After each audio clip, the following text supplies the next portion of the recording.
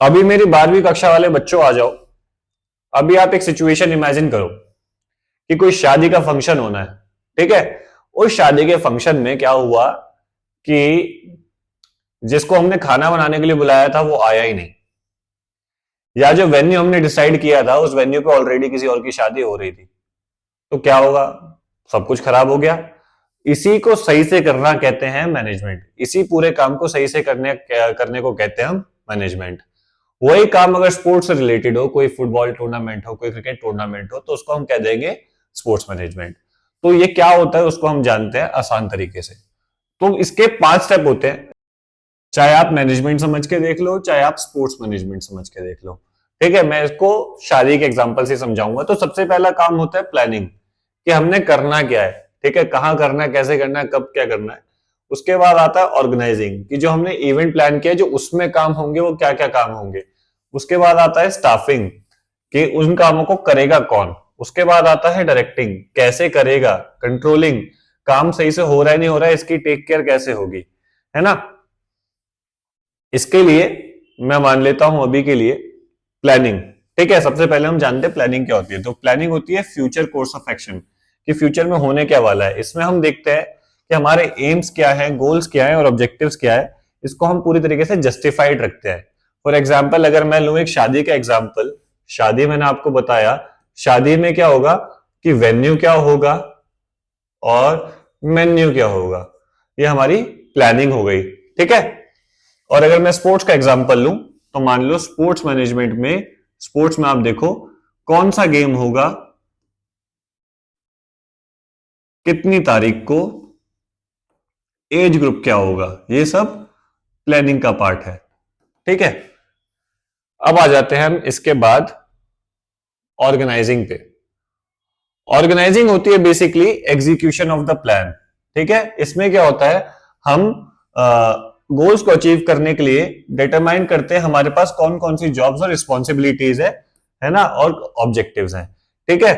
तो जॉब्स और रिस्पॉन्सिबिलिटीज कौन कौन है, ये जानना बड़ी बात है। तो अगर मैं आपको वही शादी वाली बात पे आ जाऊं वापस, तो शादी में जानना कि क्या क्या काम है। तो देखो, जैसे कन्यादान हो गया, और आपका हलवाई के पास बैठना हो गया, और वेलकमिंग ऑफ गेस्ट हो गई, उनको मिठाई बांटना हो गया।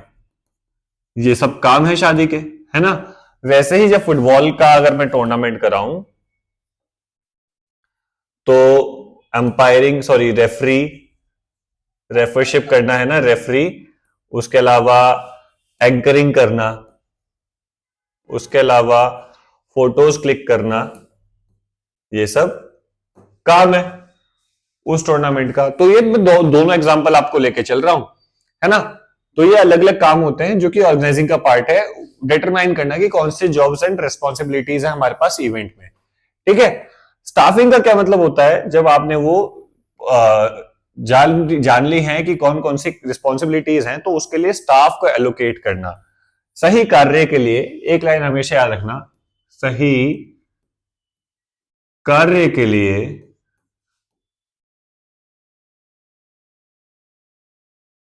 सही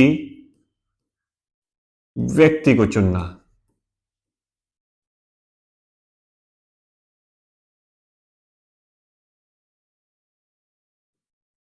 ठीक है, सही व्यक्ति को चुनना। जैसे कि कन्यादान पे आप उसको बिठाओगे जिस पे आपको बहुत भरोसा और जिसकी म्याद अच्छी है। हलवाई के पास आप उसको बिठाओगे जो कि बैठ सकता है और जिसका टेस्ट अच्छा है। वेलकमिंग के लिए जो कि भाई सबको जानता हो।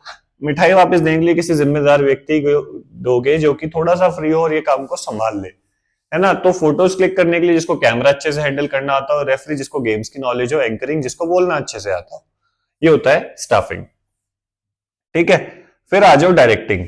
डायरेक्टिंग मतलब होता है कि जो आपने काम तो दे दिए, जिसको दे दिया वो दे दिया, वो काम होना कैसे है ना। इसके लिए लीडरशिप क्वालिटी बहुत जरूरी है। Letting the staff know what needs to be done by whom and also by when, ठीक है। जो काम होना है, कैसे होना है, कब तक होना है ना, वो बताना। फॉर एग्जाम्पल, अगर हमारे जो फूफा हैं जो हलवाई के पास बैठे थे, उन्होंने काम को ऐसे सौंप दिया कि भाई जो आप स्नैक्स चलाओगे ना लोगों के लिए, अगर आप वहां पे 3 बारी अगर चिली पटेटो देते हो तो आप उसके बाद 1 बारी चिली पनीर दोगे, है ना, ज्यादा चिली पनीर वेस्ट नहीं करना। ठीक है, तो ये डायरेक्टिंग होगी, उन्होंने डायरेक्ट कर दिया। ऐसे ही फुटबॉल में हो गया कि बोल दिया कि भाई जो फोटोज बना रहा है ना वो लैंडस्केप में फोटो खींचेगा, लैंडस्केप में फोटो खींचेगा, और जो वीडियो बना रहा है वो पोर्ट्रेट में वीडियो बनाएगा। ये डायरेक्टिंग हो गई। वही कंट्रोलिंग क्या होता है? मॉनिटर करना। मॉनिटर करने को हम कंट्रोलिंग कहते हैं ना, कि कोई काम ऊपर नीचे ना हो जाए, सारा काम प्रॉपर तरीके से हो, वो होता है कंट्रोलिंग। जैसे कि फूफा ने क्या किया, फूफा ने बाहर जाके चेक कर लिया कि भाई ये स्नैक्स दे रहे हैं सही से दे रहे हैं नहीं दे रहे, चिली पनीर में इन्होंने सही पनीर डाला नहीं डाला, है ना। वही इन्होंने देखा कि भाई फोटो सही से क्लिक हो रही है नहीं हो रही, पोर्ट्रेट में वीडियो बन रही है नहीं बन रही। काम को चेक करना कंट्रोलिंग का पार्ट है। ठीक है, तो मैंने आपको दोनों तरीके से एग्जाम्पल दे दिए।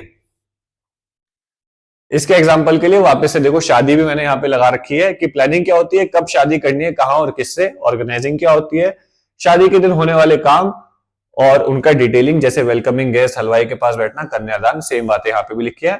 स्टाफिंग क्या होती है, कन्यादान पर किसे बिठाओगे, एग्जाम्पल हो गया। डायरेक्टिंग क्या होती है, स्नैक्स कब चालू कराने, अभी बताया था। कंट्रोलिंग, स्नैक्स वाला सबको स्नैक्स दे रहा है या नहीं दे रहा है, ये भी अभी बताया था।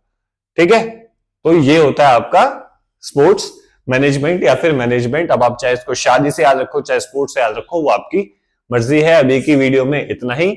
आगे हम जानेंगे कि टूर्नामेंट्स क्या होते हैं या फिर हायरार्की क्या होती है किसी भी टूर्नामेंट को कराने की। ठीक है।